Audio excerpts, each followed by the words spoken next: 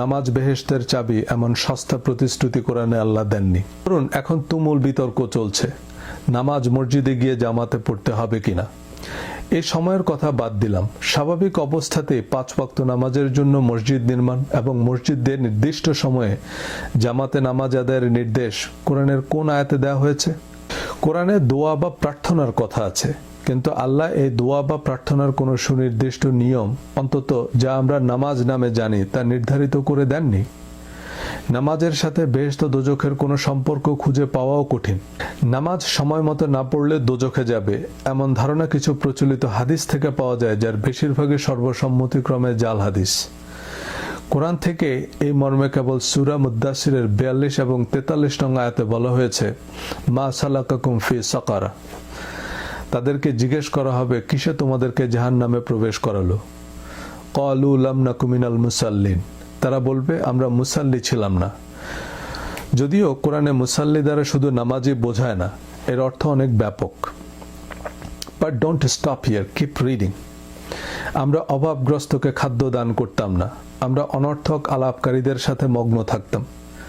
এ সূরায় আল্লাহ কিছু কমান্ডমেন্ট নিয়ে কথা বলেছেন, যেমন অধিক পাওয়ার আশায় দান করো না, তোমার রবের জন্য ধৈর্য ধারণ করো। আমি তাকে দিয়েছি অঢেল সম্পদ, তারপরও সে আকাঙ্ক্ষা করে আমি তাকে আরো বাড়িয়ে দিই।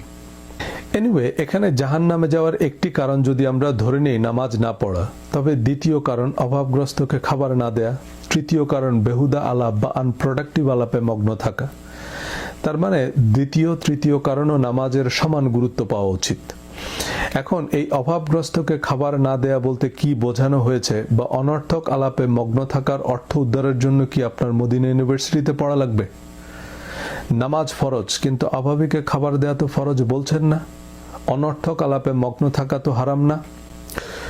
বলছেন না বললে ভুল হবে, অনেক বিজ্ঞ আলেমরা বলছেন, কিন্তু এগুলো আমরা মাথায় নেই না, শেয়ার করি না, এসবকে ধর্মের আলোচনা মনে করি না। দিন শেষে আমরা মাথায় নেই কি আমল করলে 70,000 ফেরেশতা দোয়া করবে, রুটি বানানো মুস্তাজাবুদ দাওয়া হয়ে যাবেন, কোন দোয়া পড়লে করোনা ভাইরাসে আক্রান্ত হবেন না, হলেও মারা যাবেন না, মারা গেলেও শহীদি মর্যাদা পাবেন। সূরা মাউন সবার খুব পরিচিত সূরা। ফাযালিকাল্লাযী ইয়াদউল ইয়াতীম, যারা ইয়াতীমকে রূঢ়ভাবে তাড়িয়ে দেয়। ওয়ালা ইয়াহুদ্দু আলা তুআমিল মিসকিন, যারা দরিদ্রকে খাদ্য দানে উৎসাহ দেয় না। ফাওয়াইলুল লিল মুসাল্লিন, অতএব সেসব মুসাল্লিদের জন্য জাহান্নামের দুঃসংবাদ। কোনো হারাম মাকরু নেই, স্ট্রেট জাহান্নাম। দরিদ্রকে খাবার না দেওয়ার সাথে এই দুর্যোগের কি সম্পর্ক, তাতে আসছি একটু পরে। হিজাব, নেকাব বা দাড়ি টুপিকে আমরা ইসলাম ধর্মের প্রধান অঙ্গ মনে করি, কিন্তু এর সাথে কোরআনের কোনো সম্পর্ক নেই। এর উল্লেখযোগ্য কোনো সামাজিক প্রভাবও নেই। আমার দাড়ি টুপি পাঞ্জাবিতে সমাজে কার কি যায় আসে? আমি শেভ না করলেই অনেক লম্বা দাড়ি হবে, কিন্তু দাড়ির সাথে আমার ভালো মানুষ হওয়ার কি সম্পর্ক? আবু জেহেলেরও দাড়ি ছিল, আবু লাহাবও খেজুর খাইত। Come on, apply your common sense. কোরআনে যতগুলো আয়াতে বেহেশতের প্রতিশ্রুতি দেয়া হয়েছে, প্রতিটা আয়াতে সৎকর্মের শর্ত দেওয়া হয়েছে, এবং সূরা বাকারা 177 নং আয়াতে সৎকর্মের তালিকা দেওয়া হয়েছে। জান্নাতের প্রকৃত চাবি নামে আরেকটি ভিডিওতে সবিস্তারে বলেছি। ওয়া আতাল মালা আলা হুব্বিহি and gives wealth in spite of love for it, যারা তাদের সম্পদ থেকে দান করে। কখন? কোটিপতি হলে না, যখন তোমরা সম্পদকে খুব ভালোবাসো তখনও, মানে দরিদ্র অবস্থা সত্ত্বেও। কোন কোন মসজিদে বা দরগায় দান করবেন আল্লাহ বলে দিচ্ছেন। যাবিল কুরবা ওয়াল ইয়াতীমা ওয়াল মাসাকিনা, আত্মীয় স্বজন, এতিম, অভাবগ্রস্ত। এই আত্মীয় স্বজন হচ্ছে সবচেয়ে বড় মসজিদ, এতিম হচ্ছে সবচেয়ে বড় পীর।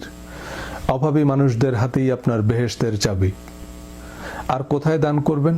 ওয়া ইবনাস সাবিল ওয়া সাইলিনা ফির রিকাব, the traveller, those who ask for help and for freeing slaves. মুসাফির, যারা সাহায্য চায় এবং দাস মুক্তির জন্য। এই যে বিশ্বব্যাপী আকস্মিক লকডাউনের কারণে কত ট্রাভেলার আপনার শহরে আটকা পড়েছে, তাদের অবস্থাটা একবার ভাবুন। আপনি সাহায্য না করলে এরা কার কাছে যাবে?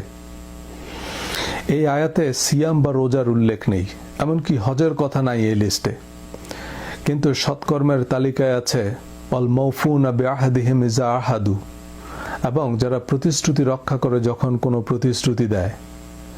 ওয়াস-সাবিরিনা ফিল বাসায়ে ওয়াদ-দাররায়ে ওয়া হিনাল বাসে, এবং দারিদ্র্যে, সংকটে, সংগ্রামে যারা ধৈর্য হারায় না। অর্থাৎ জীবনের কঠিন অবস্থায় মানুষ ধৈর্য হারিয়ে চুরি, প্রতারণা, মিথ্যা, আমানতের খেয়ানত, এমন অন্যায় ঝুঁকে পড়ে। তাই এসব কঠিন পরিস্থিতিতে যিনি ধৈর্য ধারণ করতে পারবেন তিনি প্রথম শ্রেণীতে উত্তীর্ণ। এবং এমন অনন্য মানুষদের জন্যই আল্লাহ জান্নাতের প্রতিশ্রুতি দিয়েছেন।